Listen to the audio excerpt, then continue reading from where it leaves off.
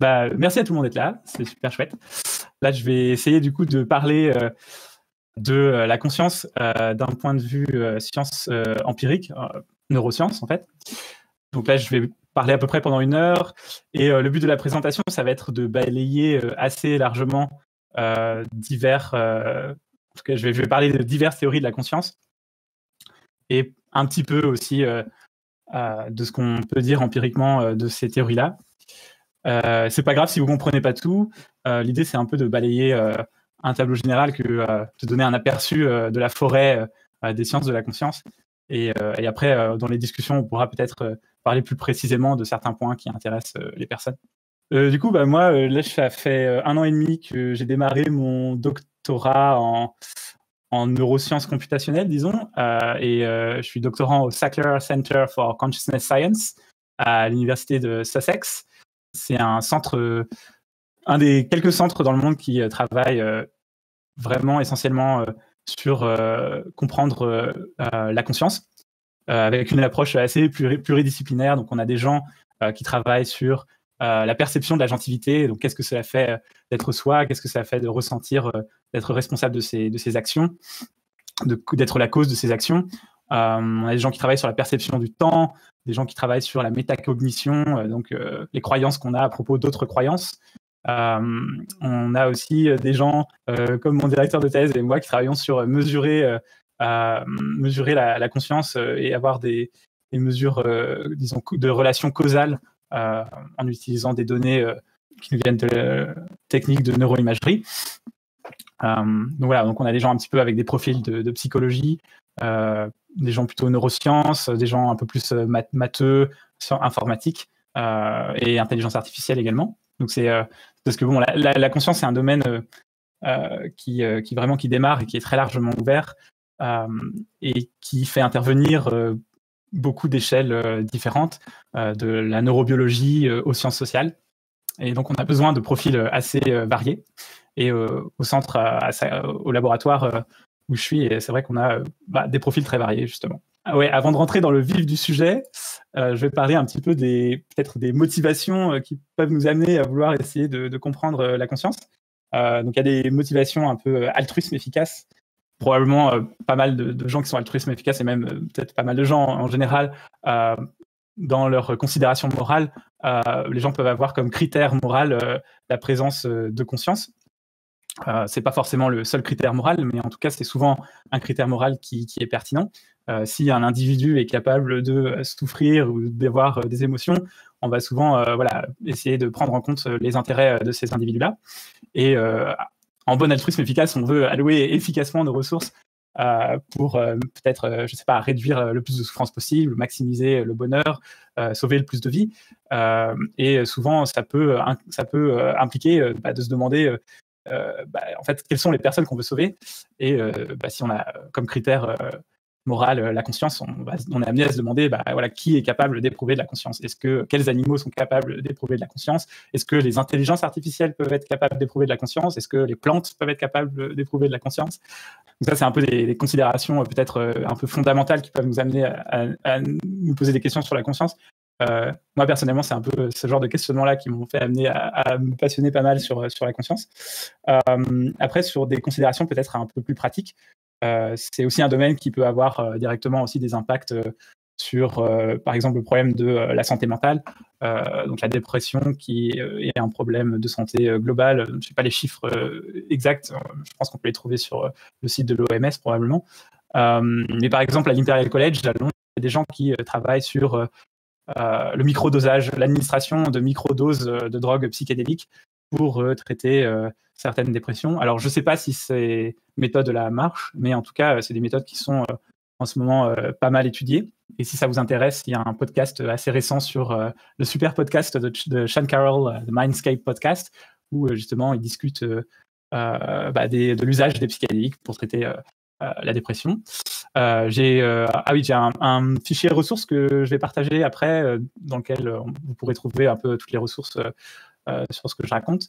Ouais, un autre point qui est pertinent, c'est aussi l'IA-safety et le lien entre la conscience et l'intelligence artificielle. Et ça, j'en reparlerai en fait après avoir pu parler longuement de conscience. Dans cette présentation, je ne vais pas trop parler de philosophie de l'esprit. Je vais essayer de plutôt parler, en tout cas, des théories qu'on essaye de tester empiriquement. Mais c'est impossible de ne pas avoir de position, en tout cas, de ne pas avoir de position philosophique quand on démarre des études scientifiques.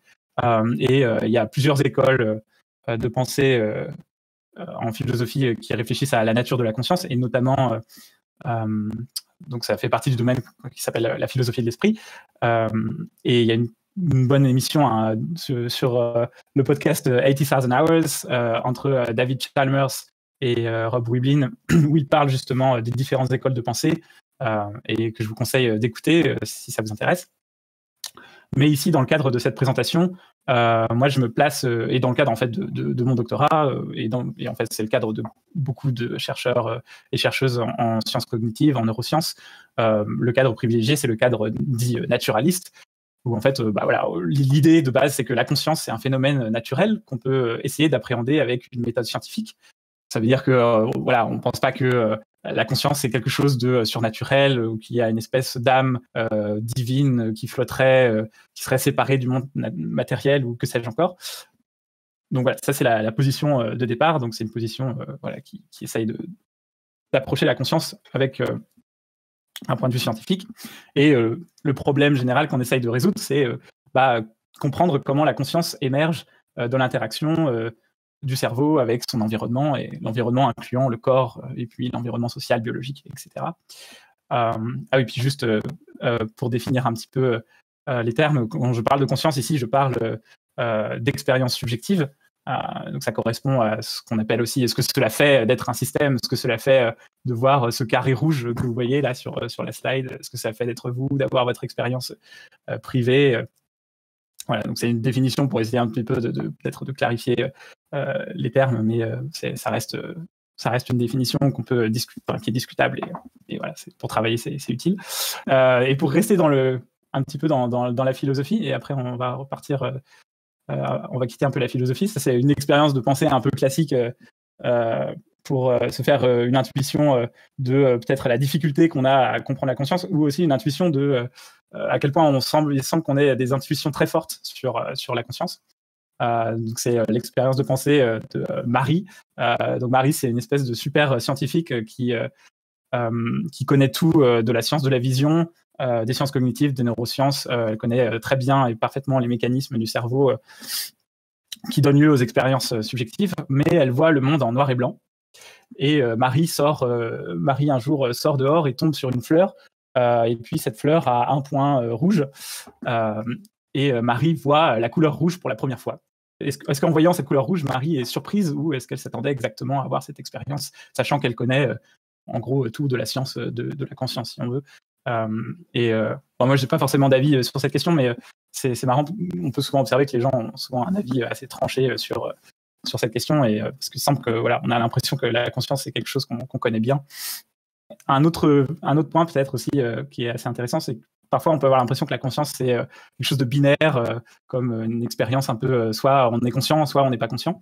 Mais en fait, on peut penser aussi que c'est quelque chose qui vient beaucoup plus en degrés, et qu'il y a tout un tas de niveaux et de contenus d'expériences conscientes différents. Un exemple assez frappant et intéressant de ça, par exemple, on a un syndrome qui s'appelle le syndrome de Cotard. Alors, je ne suis pas du tout un expert là-dessus, mais en fait, il semblerait que des personnes font l'expérience d'être morts et de ne plus exister. Et donc, en fait, ils ont littéralement l'expérience d'être des espèces de zombies. Alors, je n'ai aucune idée de ce que ça peut vouloir dire vraiment, et de ce que ça peut faire. Mais voilà, c'est un exemple qu'il y a toute une variété d'expériences conscientes. Et en fait, aussi, dans la vie de tous les jours, on a des niveaux de conscience variés lorsqu'on est éveillé, des niveaux de conscience normale ou normaux, ou lorsqu'on dort, par exemple, dans des phases de sommeil léger ou profondes. Yes. Là, je vous ai mis une petite image un peu rigolote où on a une impression d'une boule qui roule sur une espèce de cylindre déformé. En fait, il n'y a rien qui bouge sur l'image, mais voilà, on a cette impression forte de roule qui boule. Et je trouve que c'est une illusion assez rigolote, parce qu'elle est assez intense, en tout cas chez moi. Peut-être pas pour tout le monde. Ok. Ouais. Et maintenant, je vais parler des théories, de certaines théories sur la conscience. C'est pas un tableau exhaustif, mais en tout cas, je vais parler peut-être des théories les plus prometteuses, ou au moins les plus populaires. Notamment, je vais parler de 3 théories principales. Donc, il y a l'espace de travail neuronal global, la théorie de l'information intégrée, autrement dit aussi IIT, et la théorie du cerveau bayésien. Ok, donc je vais commencer par parler de l'espace de travail global. Alors, la théorie de l'espace de travail global, c'est une théorie qui vient de la psychologie cognitive. Donc, en général, la psychologie cognitive, ça va être une science qui va essayer d'approcher avec des concepts, des catégories d'assez haut niveau pour comprendre la cognition. Donc, typiquement, on va parler de mémoire à court terme, d'attention, de mémoire de travail, mémoire à long terme, ce genre de choses. Et donc, c'est parti d'un chercheur en psychologie cognitive qui s'appelle Bernard Baars. Je pense que ça date probablement des années 2000 ou 90, pas exactement trop sûr là-dessus. Et qui a été repris un peu plus tard par Stanislas Dehaene, qui est un chercheur en psychologie cognitive au Collège de France en ce moment, qui a de très bons cours de psychologie cognitive que je vous recommande de regarder si ça vous intéresse, sur le site du Collège de France, et qui a toute une équipe sur le plateau de Saclay, à Neurospin, qui est un centre vraiment très important de recherche en neuroimagerie, et ils ont aussi travaillé pas mal sur la science de la conscience.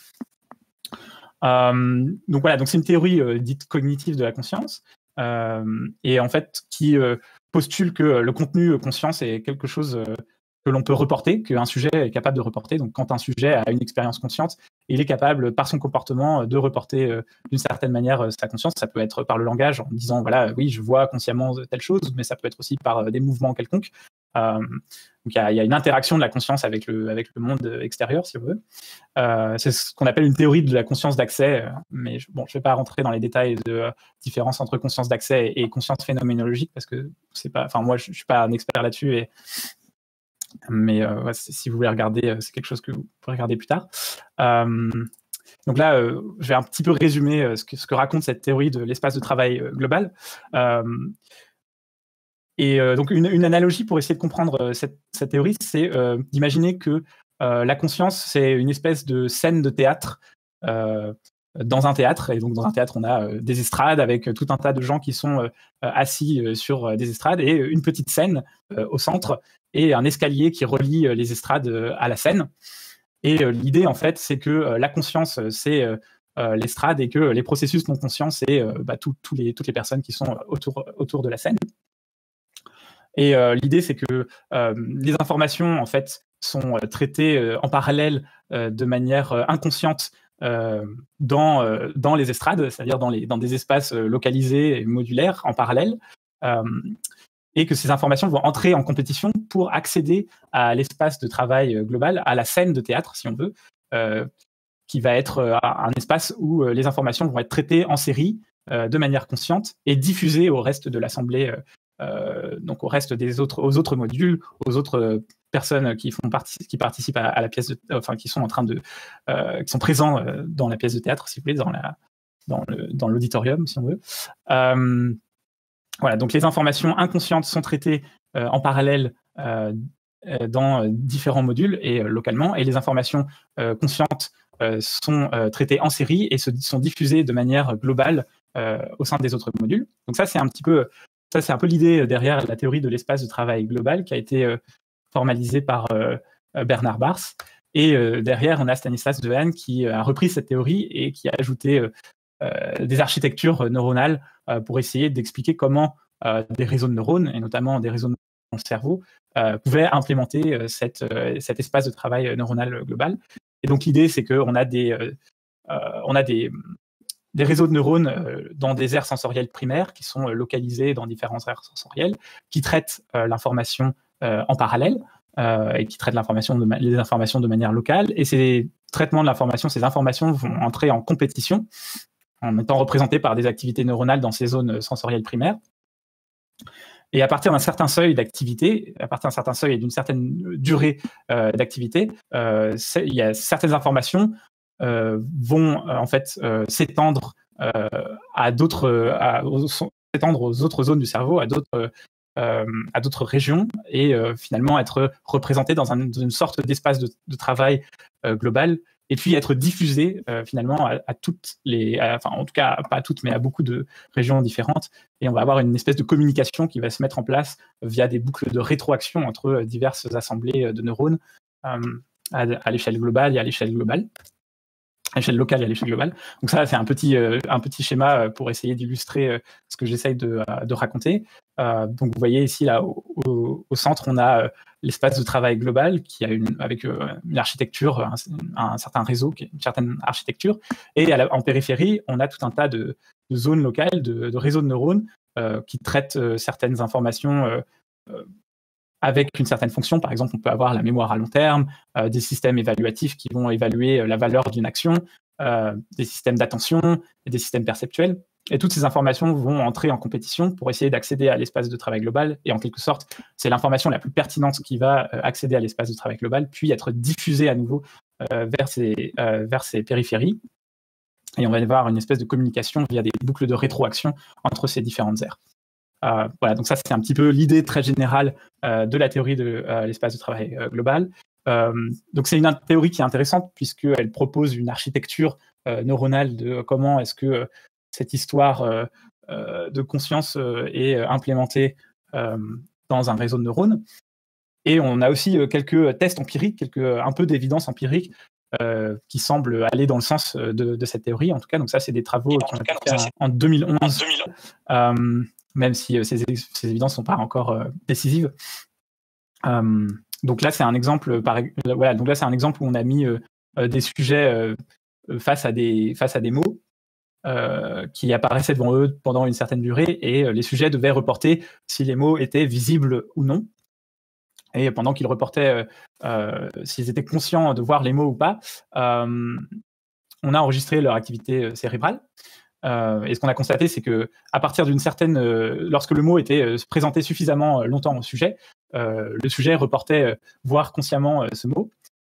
Et si, par exemple, le mot était présenté sur une durée plutôt très courte, le patient n'avait pas le temps d'être conscient de ce mot. Et en fait, quand on enregistre à l'IRM l'activité cérébrale des sujets pendant cette expérience, on constate que lorsque le mot est perçu consciemment, on constate une activité qui est, disons, localisée de manière plus globale et de manière plus importante et plus globale dans le cerveau par rapport au cas où le mot n'est pas perçu consciemment et l'information est traitée de manière inconsciente dans des zones plutôt restreintes du cerveau. Voilà, donc ça c'est un exemple. Bon, ce que je présente là, c'est très bref et il y aurait beaucoup de choses à dire et il y a bien d'autres évidences empiriques, mais j'ai pas le temps de faire la revue de la littérature de l'espace de travail global. Mais ça, c'est un des papiers, disons, un des papiers importants sur cette étude-là. Il y a quelques limites dont que certains critiques, en tout cas, ont émises sur la théorie de l'espace de travail global. Notamment, les critiques les plus importantes, je pense, c'est le fait qu'il y a un critère de reportabilité qui est peut-être un peu trop restrictif, c'est-à-dire qu'on demande pour détecter une expérience consciente à ce qu'un sujet soit capable de la reporter. Et en fait, il y a certaines personnes qui pensent en fait, que c'est un critère beaucoup trop restrictif et qu'on pourrait avoir des expériences conscientes qui soient très riches et qu'on n'ait pas le temps de reporter, qu'on soit incapable de reporter, en fait. Et du coup, ça restreint un peu trop peut-être la théorie.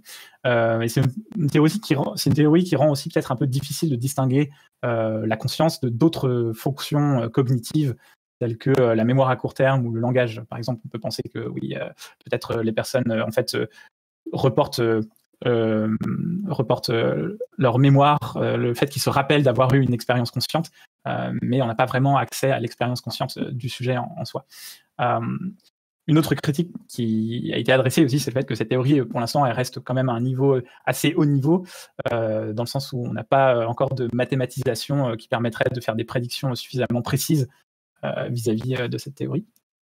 Et donc justement, en parlant de mathématisation de théorie de la conscience, là, je vais vous parler un peu de théorie intégrée de l'information, donc IIT, Integrated Information Theory, qui pour le coup est un petit peu, on va dire, à l'opposé, enfin pas à l'opposé, mais qui est assez différente de la théorie de l'espace de travail global, parce que c'est une théorie en fait qui pour le coup propose un formalisme mathématique, mais qui empiriquement n'a pas grand-chose à montrer pour l'instant.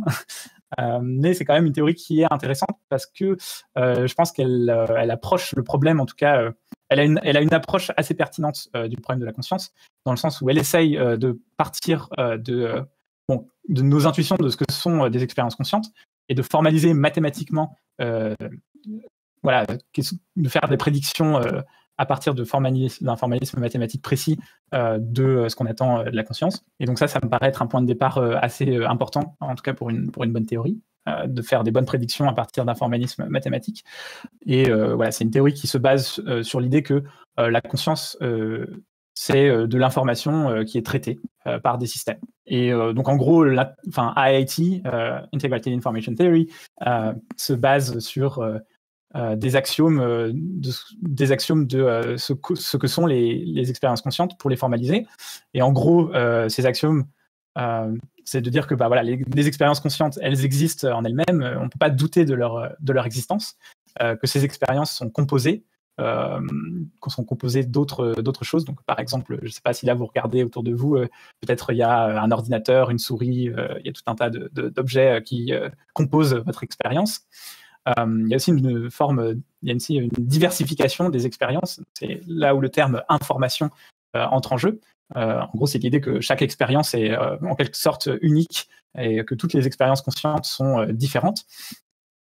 Et en même temps, ces expériences sont aussi intégrées, irréductibles. C'est-à-dire que chaque expérience consciente nous apparaît comme étant irréductible, nous apparaît comme si on ne pouvait pas la découper en morceaux, comme si elle était un petit peu unifiée en quelque sorte. L'expérience que vous avez fait, on peut avoir l'impression que c'est une expérience, quelque chose qui semble unifié. Et enfin, un dernier axiome qui est là aussi, c'est le principe d'exclusion. Donc, c'est-à-dire que en fait, nos expériences conscientes sont limitées dans l'espace et le temps. Donc là, peut-être si je suis pas en train de vous assommer, vous êtes conscient de ce que je raconte, mais voilà, peut-être que vous n'êtes pas conscient de vos pattes qui sont en train de si vous avez réussi à mettre la main sur des pattes, de vos pattes qui sont en train de bouillir derrière dans la cuisine. Je sais pas, voilà, c'est un exemple débile, mais pour donner une idée de ce que ça veut dire. Ok, donc ça, en fait, voilà, donc le Integrated Information Theory part un peu de ces axiomes qu'elle prend pour des axiomes un peu évidents des expériences subjectives. Bon, déjà là, il y a pas mal de critiques qu'on peut faire et clairement, ces axiomes sont loin d'être évidents, mais bon, c'est le point de départ de la théorie en tout cas. Et donc voilà, comme j'ai dit, c'est une théorie qui essaye de mathématiser la conscience comme étant de l'information qui est traitée par des systèmes. En particulier, elle essaye d'estimer une quantité qui est un nombre réel qui s'appelle phi, qui est un peu la quantité clé de la théorie IIT.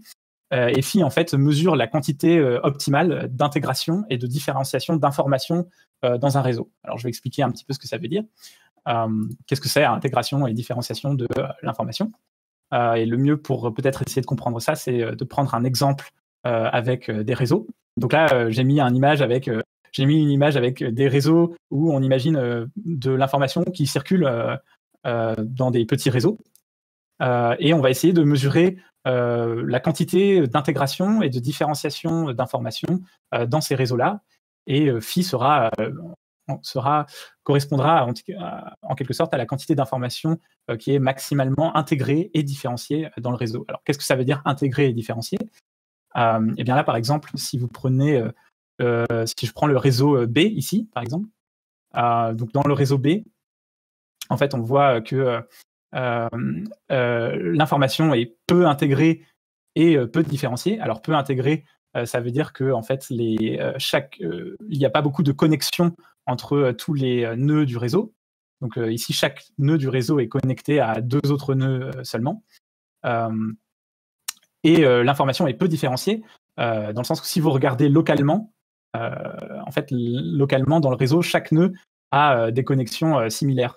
Par exemple, si je regarde le nœud numéro 6 dans le réseau B ici, je vois que le nœud numéro 6 il est connecté au nœud numéro 5 et au nœud numéro 7 avec une flèche qui vient et une flèche qui part. Et si je prends le numéro 8, j'ai exactement la même configuration. En fait, chaque nœud a une flèche qui rentre et une flèche qui part. Donc l'information est peu différenciée. On a beaucoup de redondance dans le réseau. C'est un réseau qui est facile à décrire. Ça, c'était pour la différenciation et l'intégration. Un autre exemple d'information qui est cette fois très intégré, si vous prenez le réseau D, eh bien là, en fait, on voit qu'il y a énormément de connexions entre les nœuds du réseau. Chaque nœud du réseau est connecté à tous les autres nœuds du réseau, en fait. Donc, c'est un réseau qui est maximalement intégré. Donc, l'information est maximalement intégrée dans ce réseau. Mais par contre, elle est peu différenciée, puisque chaque nœud, en fait, localement, ressemble aux autres nœuds. Les connexions, la configuration des connexions autour de chaque nœud est la même dans tout le réseau. Donc l'information est certes très intégrée, mais elle est peu différenciée. Donc en fait, le phi, quand on calcule le phi de ce réseau, la quantité d'informations intégrées, elle est assez faible. De la même manière, en fait, dans le réseau B, elle est aussi assez faible. Donc là, si on regarde dans les graphes, par exemple, on voit que dans le réseau B et D, les valeurs de phi sont plus faibles que dans d'autres réseaux, et aussi, par exemple, pour le réseau A. Par contre, si je prends, je sais pas, par exemple, je vais prendre le réseau E ici, bien dans le réseau E, je vois que j'ai une certaine intégration de l'information, puisque j'ai des nœuds qui sont connectés, par exemple, à au moins 4 nœuds différents. Et j'ai aussi de la différenciation, puisque localement, les nœuds, pas tous. Par exemple, si je prends le nœud 6, la configuration de l'information qui rentre et qui sort est différente de si je prends le nœud 4. Donc, en fait, ce que ça veut dire, c'est que c'est plus compliqué de décrire ce réseau. En quelque sorte, ce phi mesure une espèce de mesure de la complexité du réseau, si on veut. Et la proposition de la théorie de l'information intégrée, c'est de dire que la conscience correspond à une quantité phi telle que la quantité d'intégration et d'information est optimale. Et donc, voilà, ça, c'est les prédictions que fait la théorie de l'intégration intégrée. Alors, c'est une théorie qui est intéressante parce qu'elle est formalisée, et puis il y a un côté de lien, il y a un lien qui est fait entre la conscience et le traitement de l'information qui semble aussi intéressant théoriquement. Un autre aspect qui est assez séduisant de cette théorie-là, c'est que c'est une théorie qui peut s'appliquer à n'importe quel système. On peut regarder il suffit à partir du moment où on a du traitement de l'information dans un système, on peut essayer de mesurer la quantité d'information et d'intégration dans ce système-là. Donc on pourrait essayer de mesurer le niveau de conscience d'un humain, d'un animal, d'un ordinateur, d'une plante, à peu près n'importe quoi, puisque à partir du moment où il y a du traitement de l'information, on peut essayer d'appliquer cette théorie. Donc ça, c'est aussi très satisfaisant. C'est pas une théorie qui se limite simplement au cerveau ou aux humains ou à des systèmes. Voilà, c'est une théorie qui est assez générale. Mais c'est une théorie qui a des limites quand même très importantes. L'une d'entre elles, c'est que cette quantité phi d'intégration et de différenciation, elle est extrêmement difficile à calculer en pratique. Dès que la taille du réseau augmente, en fait, on a un coût exponentiel dans les calculs, qui fait qu'en fait, en pratique, on a du mal à estimer phi, en tout cas de la manière dont il est formulé dans les théories initiales. Un autre aspect qui n'est pas très satisfaisant, c'est que c'est une théorie qui est définie sur des ensembles discrets, c'est-à-dire sur des... Là, par exemple, j'ai parlé de réseaux, mais c'est une théorie qui marche bien, par exemple, si on veut parler de nombre de bits d'information d'un programme. Donc, c'est quelque chose qu'on peut définir de manière discrète, c'est-à-dire uniquement avec des suites de 1 ou de 0. Mais c'est plus difficile quand on essaye de parler, par exemple, de signaux neurophysiologiques, qui sont des champs électromagnétiques et qui sont mieux décrits par des formalismes continus. Et donc là, pour l'instant, en tout cas, à ma connaissance, IIT ne permet pas de vraiment bien décrire des systèmes continus, ce qui est quand même assez dommage, puisque les systèmes, ou en tout cas les systèmes où déjà on essaie de comprendre un peu la conscience, ça peut être les cerveaux, les humains, et ce sont des systèmes où on a besoin de formalisme continu. Et donc en pratique, cette théorie à IIT est très difficile à tester empiriquement. Et une autre limitation qui est sortie récemment par des gens de mon labo, c'est une limitation un peu théorique, une critique un peu théorique de cette théorie-là. En fait, cette mesure de phi dépend du référentiel dans lequel on se place, dépend du système de coordonnées qu'on utilise. Donc en physique, quand on fait une théorie, on aime bien que la physique ne dépende pas des coordonnées qu'on utilise. Si j'utilise des coordonnées X, Y, Z, un certain système de coordonnées, ou si j'utilise un autre système de coordonnées pour décrire l'évolution d'un système, j'ai pas envie que la physique dépende du système de coordonnées que j'utilise pour le décrire. Voilà, c'est un peu comme si, je sais pas, votre physique dépendait de la règle que vous utilisez, ou quelque chose comme ça, et c'est pas, enfin, si dépendait de si vous utilisez un compas ou une règle, par exemple. Enfin, c'est pas très satisfaisant. Et ça, c'est aussi une limite importante de cette théorie-là. Malgré tout, c'est une théorie qui est assez populaire, en fait. Et en fait, il y a pas mal de gens qui pensent que c'est la théorie de la conscience. Et voilà, le temps nous dira, mais je pense que c'est pas forcément la théorie la plus prometteuse. Et maintenant, je vais parler de peut-être ma théorie préférée, ou en tout cas une théorie qui est prometteuse et qui n'est pas juste une théorie de la conscience d'ailleurs, qui est une théorie assez générale de la cognition, de la perception, des émotions, qui est en fait qui est le cadre du cerveau bayésien. Je pense que Lay de Science for All en a parlé un petit peu dans son bouquin La formule du savoir. Et d'ailleurs, là, j'ai repris une formule. J'ai repris sa formule du savoir, sa façon de l'écrire en tout cas.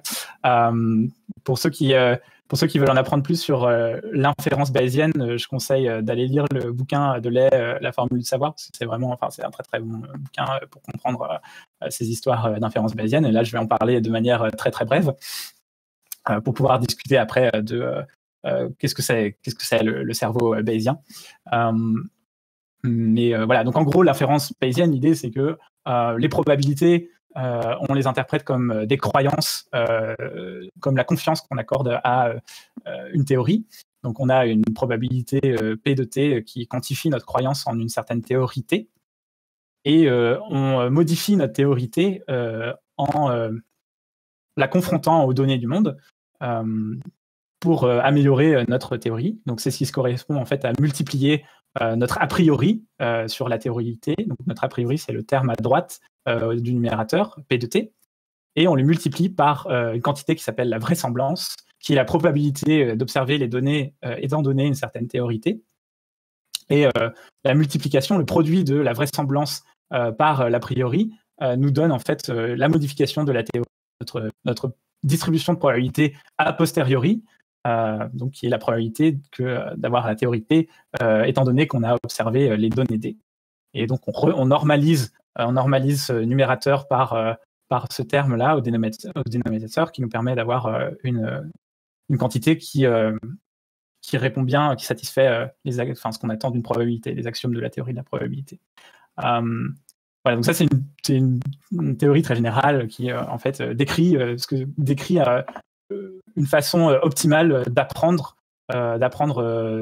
sur des données étant donné certains modèles. Pour illustrer un petit peu, pour avoir une représentation un peu plus peut-être graphique de ce qui se passe juste en dessous de l'équation, ici sur la courbe orange, donc vous avez la courbe de la distribution de probabilité a priori. Donc ça, c'est nos croyances sur une théorie avant que l'on la confronte aux données. Et puis, on observe les données. Donc ça, c'est la courbe bleue, qui est la vraisemblance, qu'on appelle la vraisemblance, ou likelihood en anglais, qui correspond à la probabilité d'observer les données et donner la théorie T. Et en multipliant la distribution a priori et la vraisemblance, eh bien, on obtient la distribution a posteriori, le postérieur, la postérieure. Voilà. Et donc c'est un petit peu un bref description de l'inférence bayésienne. Et ça va nous permettre un petit peu de comprendre ces histoires, de comment on relie ça au cerveau. Mais si vous voulez, encore une fois, si vous voulez en comprendre plus sur l'inférence bayésienne, vous pouvez aller regarder les vidéos de Lay de Science for chaîne et lire son bouquin aussi, La formule du savoir. Donc l'idée du cerveau bayésien, c'est de dire que en fait, notre cerveau, notre cognition, c'est une machine qui fait une inférence bayésienne approximative. Donc là, c'est une petite illusion un peu rigolote, peut-être qui en tout cas, peut-être donne l'intuition que cette perception, cette inférence se fait de manière la perception peut se passer un peu de manière bayésienne. Donc ici, par exemple, à gauche, là, vous avez un échiquier avec un cylindre qui est posé sur l'échiquier. et on voit les lettres, les cases A et les cases B qui sont de couleurs différentes. Mais en réalité, en fait, ces couleurs sont les mêmes, mais c'est simplement que notre cerveau, ayant vu tout un tas d'échiquiers avant celui-ci, fait l'inférence que ces cases A et B, il corrige en fait corrige les cases A et B, il fait l'inférence que les cases A et B sont de couleurs différentes, alors qu'en réalité, elles sont les mêmes. Donc c'est un petit peu, voilà, c'est un exemple. C'est pas un exemple d'inférence qui nous prouve que c'est de l'inférence bayésienne, hein, mais en tout cas, ça nous montre que voilà, notre cerveau fait des sortes d'inférences. Il corrige, en tout cas, il corrige, voilà, il interprète les données d'une certaine manière. Donc ça, c'est une vue d'artiste du cerveau bayésien. Voilà, donc l'idée, c'est qu'on a toute une hiérarchie dans notre cerveau, des boucles de rétroaction qui communiquent avec des boucles de prédiction et des flux d'informations entrants et des flux d'informations qui correspondent aux prédictions. Ces prédictions se confrontent aux flux d'informations entrants venant du monde.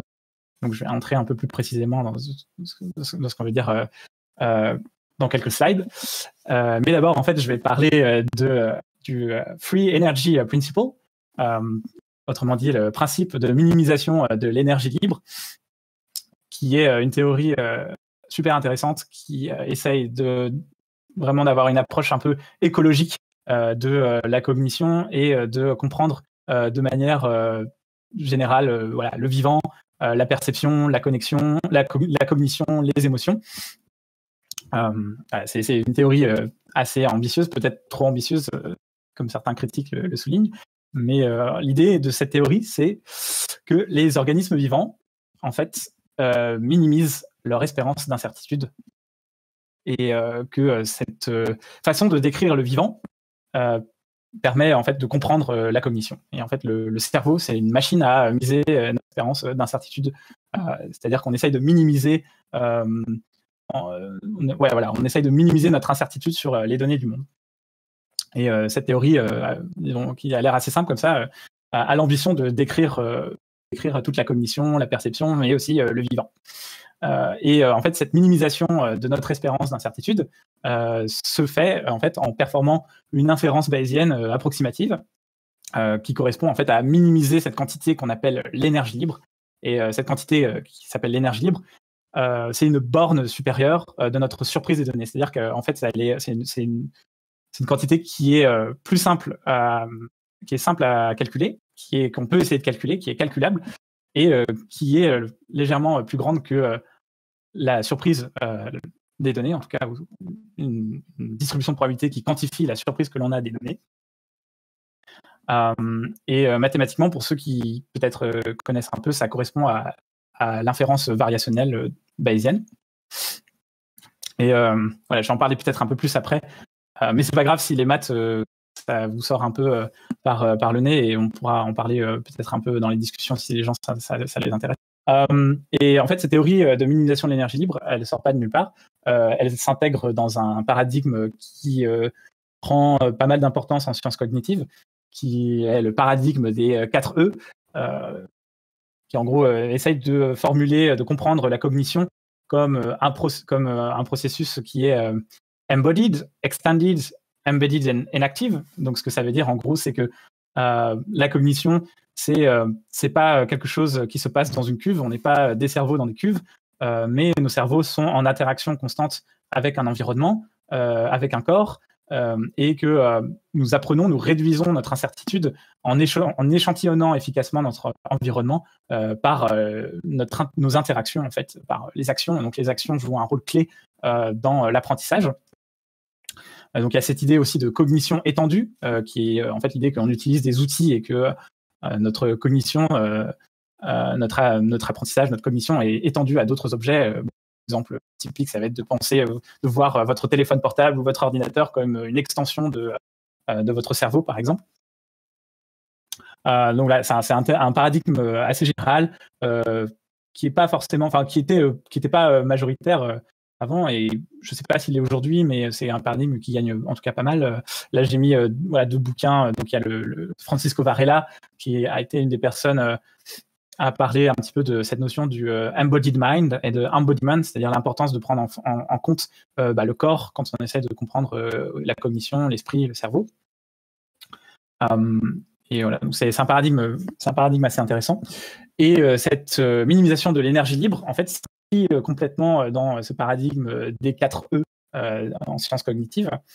Je vais essayer un petit peu je vais me risquer à essayer de raconter un petit peu l'énergie libre. Et essayer de raconter un petit peu voilà, comment est-ce que mathématiquement on peut essayer de comprendre ça. C'est pas grave si c'est trop compliqué à suivre. Ouais, mais on pourra peut-être en rediscuter après. Donc en gros, l'idée, c'est qu'on a le cerveau a un modèle du monde. On a un modèle du monde qui est représenté par un code neural dans notre cerveau et qu'on peut représenter mathématiquement par une probabilité, une distribution de probabilité sur les états du monde. Donc ici, c'est la quantité qui est P de S. Donc là, vous avez votre cerveau avec une certaine probabilité de distribution sur l'environnement. Et en fait, ce que le cerveau essaye de faire, c'est d'apprendre, disons, un modèle prédictif de l'environnement qui a énormément d'informations, qui est très compliqué. Et en gros, le cerveau essaye de faire un espèce de modèle résumé de cet environnement. Et donc, ce qu'il va faire, en fait, c'est une espèce d'inférence bayésienne approximative pour améliorer son modèle de l'environnement. Donc voilà, on a notre cerveau qui interagit avec l'environnement, qui a sa probabilité de distribution et qui update sa probabilité de distribution en confrontant son modèle aux données. Et voilà, donc ça c'est un peu l'histoire de l'inférence bayésienne que j'ai racontée tout à l'heure. Mais en pratique, l'inférence bayésienne, c'est difficile à calculer. Donc plutôt que de faire de l'inférence bayésienne exacte, notre cerveau, c'est une espèce de machine qui fait une inférence bayésienne approximative. Et donc l'idée de la free energy, c'est de raconter mathématiquement comment cette inférence bayésienne approximative a lieu. Et en fait, l'idée, c'est que plutôt que d'essayer d'estimer directement la probabilité de la probabilité postérieure du modèle, en fait, on va calculer une probabilité, une distribution de probabilité Q, qui est une espèce d'approximation de la probabilité postérieure que l'on sait calculer. Et l'idée, c'est qu'on va essayer de faire en sorte que cette probabilité soit la plus proche possible, que cette probabilité Q approximative soit la plus proche possible de, en quelque sorte, la vraie probabilité postérieure. Et donc, on peut écrire cette quantité, l'énergie libre, comme en fait la somme de la distance entre cette probabilité approximative Q et la probabilité postérieure, plus un autre terme qu'on appelle le terme de surprise, qu'on peut écrire comme moins le log de la probabilité d'observer des données. Et donc, ce terme de surprise, on l'appelle surprise parce que, en fait, si la probabilité d'observer un certain état, l'environnement est grande, moins le va être proche de 1, c'est-à-dire donc le log en fait de la probabilité va tendre vers 0, donc la surprise est faible. Vous avez, en gros, vous savez à quoi vous attendre, vous êtes peu surpris. Les données ont peu de surprise parce que vous savez les prédire très bien. Par contre, si la probabilité d'observer une certaine donnée est très faible, eh bien, moins le log de cette probabilité va être une quantité très grande, et ce qui correspond à donc une surprise très grande. Voilà. Donc ça, c'est un petit peu l'histoire des mathématiques. Bon, je sais pas, c'était peut-être pas très clair, désolé, mais voilà, je trouve que c'est intéressant d'avoir ça permet un petit peu peut-être d'aider à comprendre ou pas d'ailleurs. Et donc cette énergie libre, c'est une quantité qui est juste directement un peu plus grande que cette quantité de surprise. Et en fait, l'intérêt, c'est qu'on peut la calculer et on peut essayer de la minimiser. Et en fait, l'idée, c'est que le cerveau essaye de minimiser cette quantité qui s'appelle l'énergie libre.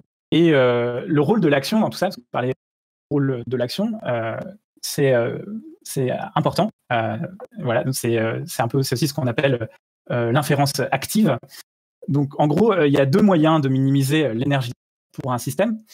Soit vous essayez de faire en sorte que votre modèle colle mieux à la réalité. Donc, en fait, le cerveau essaye de modifier son modèle pour que le modèle s'approche le plus possible de la réalité, ou vous changez la réalité pour que la réalité ressemble plus à votre modèle. Donc, il y a la voie de l'action et la voie de la perception. Donc, la voie de la perception, c'est changer le modèle pour le faire ressembler à la réalité.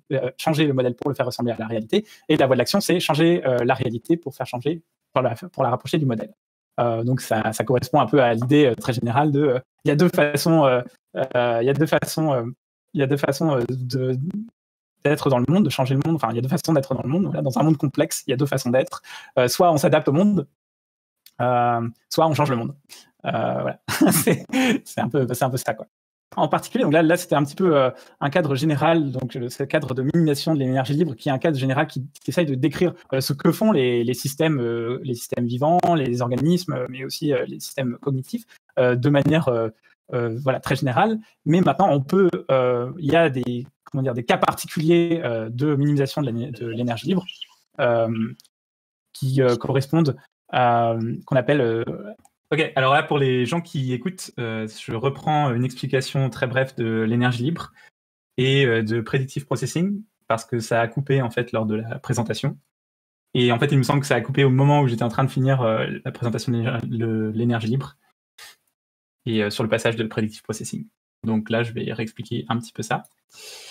Alors, minimisation de l'énergie libre, pour récapituler très brièvement, c'est en fait un moyen d'effectuer une approximation de l'inférence bayésienne. Donc en pratique, l'inférence bayésienne, qui est un moyen d'apprendre sur des données, n'est pas difficilement calculable par le cerveau ou par des machines. Et une hypothèse de la minimisation de l'énergie libre, c'est que le cerveau effectue une approximation de l'inférence bayésienne en minimisant cette quantité qui est l'énergie libre. Et donc là, sur les slides, j'ai présenté un modèle mathématique qui explique comment fonctionne un petit peu cette minimisation de l'énergie libre.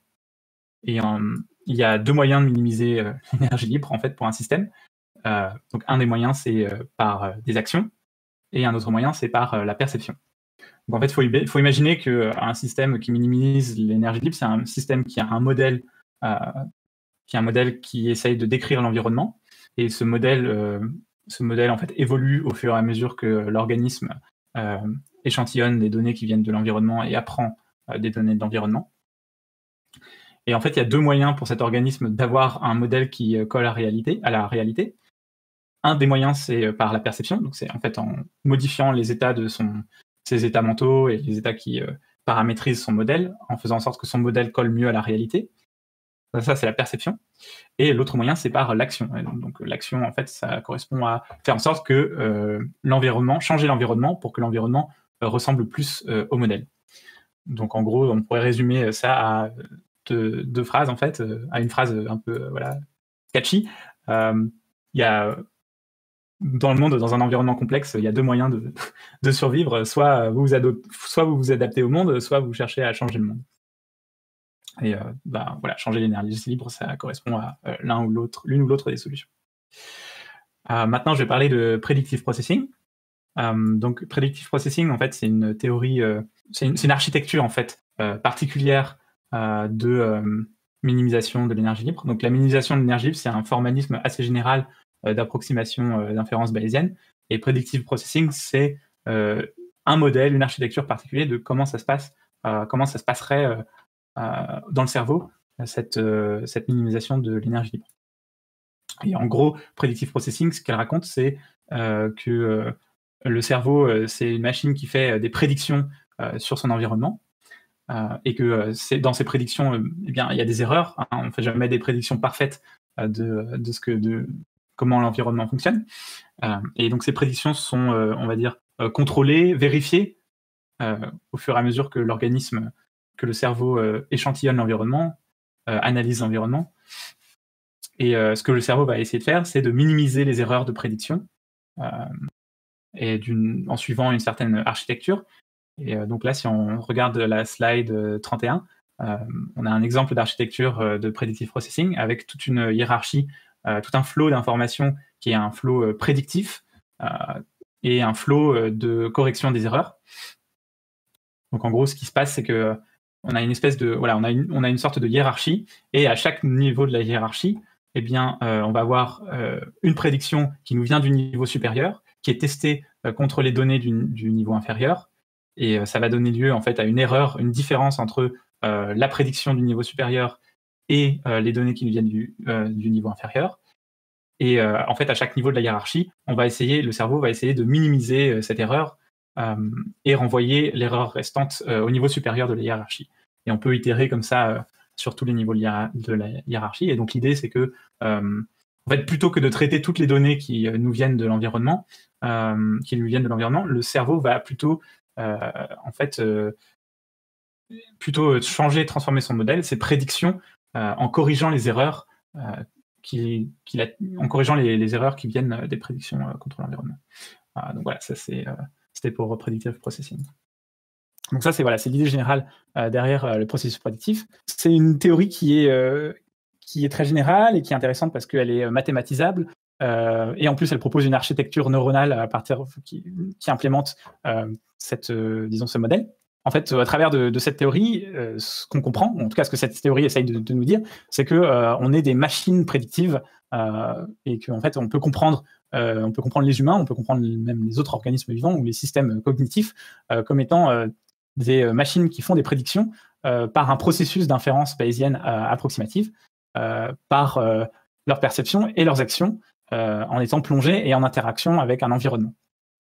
Et voilà, donc il y a cet article, ce bel article de Anil Seth que vous pouvez aller lire, qui s'appelle Being a Beast Machine, qui justement explique cette idée et illustre un peu comment nos émotions, notre perception sont le résultat de ces prédictions et de ce mécanisme de prédiction et de correction des erreurs, cette espèce de danse entre un flux de prédiction et un flux de données et d'erreurs, de correction des erreurs pour rendre les prédictions les plus proches possibles des données et ainsi de réduire notre incertitude.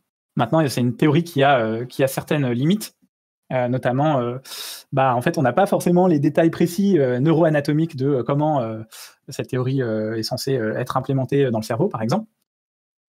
Donc, on manque un peu de base neurophysiologique derrière cette architecture un peu dite fonctionnelle, avec tout un tas de... Il y a des flèches, il y a des boîtes et tout ça, mais on ne voit pas forcément très bien derrière comment est-ce que le cerveau est censé implémenter ça. Donc, ça pose la question aussi de dans quelle région du cerveau est-ce que le processus prédictif est implémenté, à quelle échelle ça se passe? Est-ce que c'est à l'échelle du cerveau tout entier? Est-ce que c'est dans certaines régions en particulier? Ou est-ce que, à quelle échelle c'est toujours vrai? Est-ce que dans ces régions très restreintes, on a toujours des processus prédictifs ou pas? Et ça, c'est des questions qui sont tout à fait ouvertes. Et puis là, je suis censé vous parler de la conscience, mais en fait, là, je ne vais pas vraiment parler spécifiquement de conscience, je vais parler un peu de cognition en général. Mais en fait, le truc, c'est que, justement, la conscience, a priori, si predictive processing, ou en tout cas la minimisation de l'énergie libre est vraie, on devrait aussi comprendre la conscience comme le produit de ce mécanisme, de cette danse entre flux de prédiction et flux de correction des erreurs. Pour le coup, pour l'instant, processus prédictif n'a pas grand-chose à dire sur quelle est le parti dans cette architecture compliquée de prédiction et de correction des erreurs, comment la conscience émerge. Ça, c'est une question tout à fait ouverte aussi, mais en tout cas... personnellement, je pense que c'est assez prometteur d'essayer de comprendre comment la conscience peut émerger de ce processus, de cette hiérarchie, de ce processus prédictif. Et aussi, une question qui peut être intéressante, c'est quel lien on peut faire entre cette théorie et les autres théories dont j'ai un petit peu parlé tout à l'heure, notamment la théorie d'information intégrée et la théorie de l'espace de travail global. Voilà, toutes ces théories, on veut aussi les tester. Et pour les tester, on va utiliser des instruments de neuroimagerie. Je ne vais pas parler en détail de tous les instruments, de ce qu'ils font, de comment ils fonctionnent, mais vous pouvez aller voir le cours de Stanislas Dehaene sur le Collège de France, qui est très bien, qui parle des différents outils qu'on utilise en neuroimagerie. Et j'ai mis les liens dans une liste de ressources que je partagerai après. Et en gros, donc, l'idée principale, c'est qu'on a des signaux qui nous viennent du cerveau. Ces signaux, on peut les représenter par des points dans le temps, ce qu'on appelle des séries temporelles, en fait. Donc, ces séries temporelles, ces signaux, en pratique, elles sont compliquées. C'est un peu le bazar. Il y a des pics un peu partout. On ne sait pas trop forcément à quoi ça correspond. Et il faut voir que derrière ces signaux, en fait, c'est des centaines de milliers de neurones qui s'activent, qui envoient des signaux électriques. Là, par exemple, dans ce cas-là, dans le cas du graphe que je suis en train de monter, c'est des signaux électriques. Mais ça peut être d'autres types d'activation. En fait, c'est difficile de tester ces théories-là avec les outils qu'on a actuellement, mais on n'a pas trop le choix. On est bien obligé de faire avec. Et ce qu'on va essayer de faire avec nos outils, c'est de regarder quelles sont les différentes régions d'activation du cerveau et comment est-ce qu'on peut les relier par des relations statistiques en mesurant ces signaux et en essayant de les corréler, en essayant de regarder les relations causales et de corrélation entre ces différents signaux. et on va obtenir typiquement voilà, des cartes, des cartes du cerveau avec des cartes d'activation et des relations statistiques entre ces différentes régions. Donc une partie de la recherche en neuroimagerie voilà, consiste à essayer de construire des réseaux de liens statistiques entre différentes régions pour essayer de tester en fait ces différentes théories, notamment ces théories de la conscience, mais d'autres théories en psychologie cognitive, qui font des prédictions sur le flux d'informations qu'on attend dans le cerveau.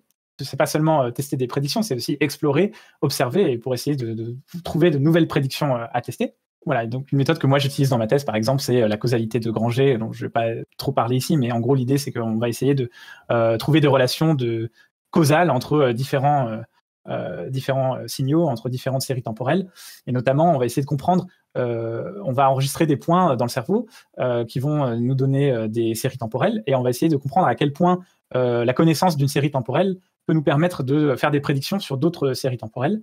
Ce qui correspond en fait mathématiquement à un flux d'informations.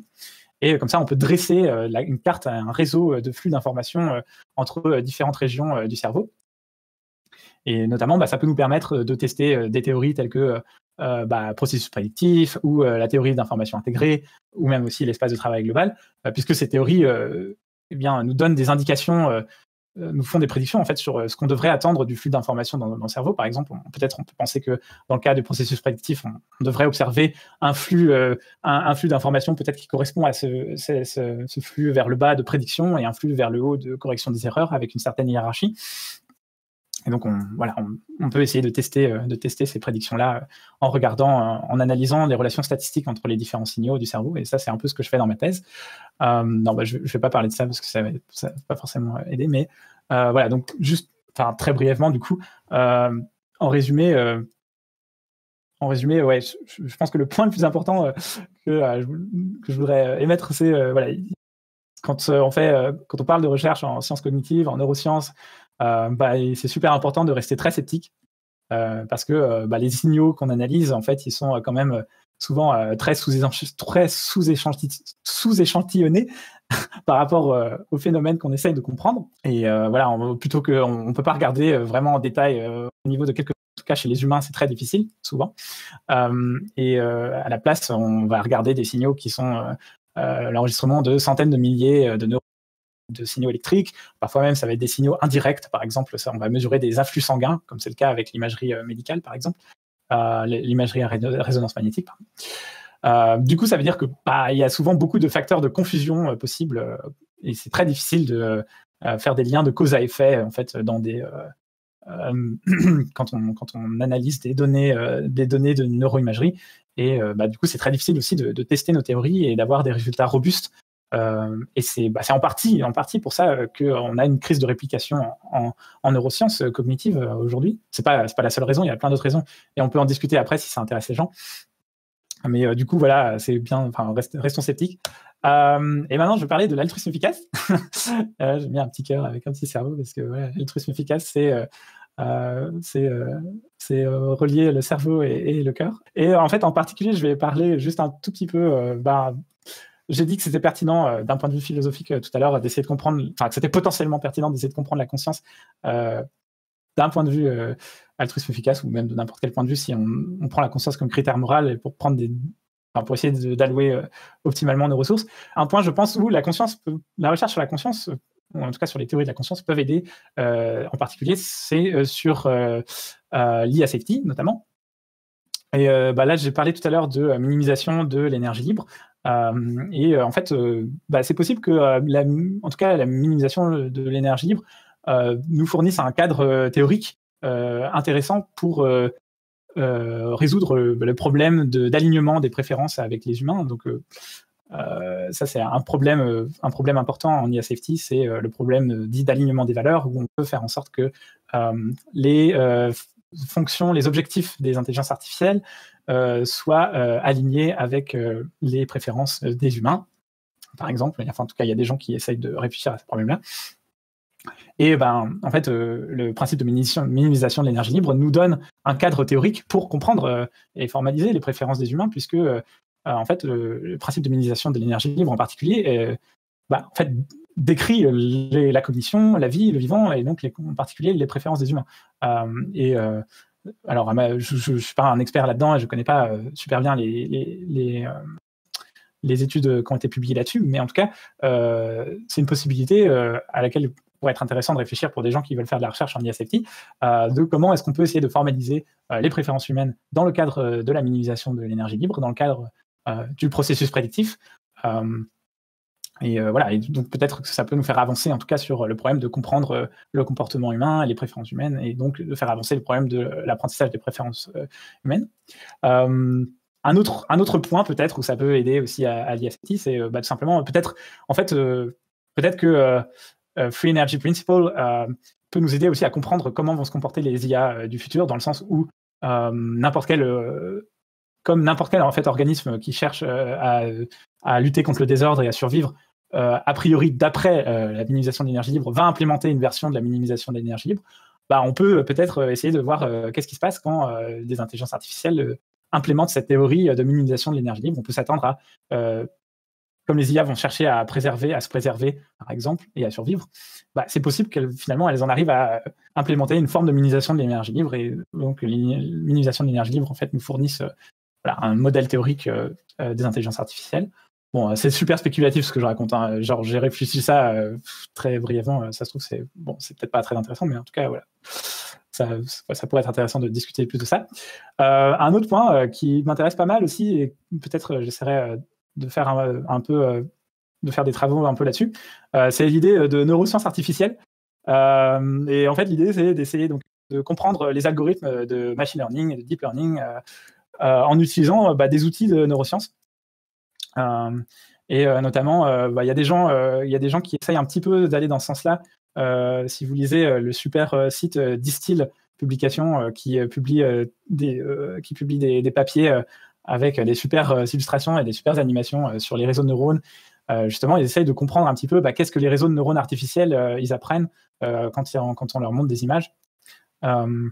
Et en fait, là, l'idée, c'est de dire, mais en fait, on a une science qui essaye de comprendre les réseaux de neurones. Les neurosciences, en partie, c'est ce qu'ils essayent de faire. Et du coup, on peut peut-être penser que des outils qui sont utilisés en neurosciences, du genre que j'ai très brièvement évoqué précédemment, pour essayer de comprendre des relations statistiques entre différentes régions de réseaux de neurones, ces outils-là, peut-être qu'on pourrait essayer de les appliquer aussi aux réseaux de neurones artificiels. Et peut-être que ça pourrait nous aider justement à résoudre, en tout cas, un problème qui semble pertinent dans le problème de l'IA safety, qui est le problème de la transparence ou de l'interprétabilité des algorithmes, c'est-à-dire à quel point on est capable de comprendre ce que font les algorithmes, les réseaux de neurones. Et voilà, je pense que c'est une voie de recherche qui est potentiellement intéressante. On peut peut-être discuter plus après si vous avez envie. Donc voilà, là j'ai fini, et je vais un petit peu les key takeaways que l'on peut prendre de cette présentation. C'est que en gros là j'ai parlé de 3 théories de la conscience qui sont prometteuses, mais qui ont beaucoup encore de manque d'évidence empirique, notamment par exemple théorie de l'intégration intégrée, qui pour le coup là, à ma connaissance, il n'y a quasiment pas même d'évidence empirique, ce qui est quand même pas forcément génial. Donc j'ai parlé aussi de cette idée des 4 E des sciences cognitives. Donc c'est l'idée que en fait on n'est pas juste des cerveaux dans les cuves, mais on a aussi des cerveaux qui interagissent avec un environnement et un corps, et que il y a l'importance de ces interactions et de l'action dans l'apprentissage et dans la cognition.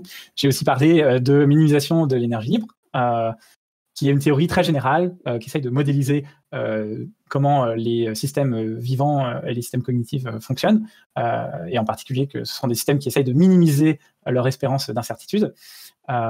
Et j'ai parlé d'une réalisation particulière de la minimisation de l'énergie libre, qui est ce processus prédictif, dont l'histoire, en fait, c'est un petit peu que nos cerveaux sont des machines prédictives avec une hiérarchie, toute une hiérarchie de flux de prédiction et de correction des erreurs, où on essaye de faire en sorte que les prédictions collent le mieux possible à la réalité. Et après, j'ai parlé brièvement de méthodes pour explorer et tester ces différentes théories, en montrant un petit peu à quoi ça peut ressembler, des signaux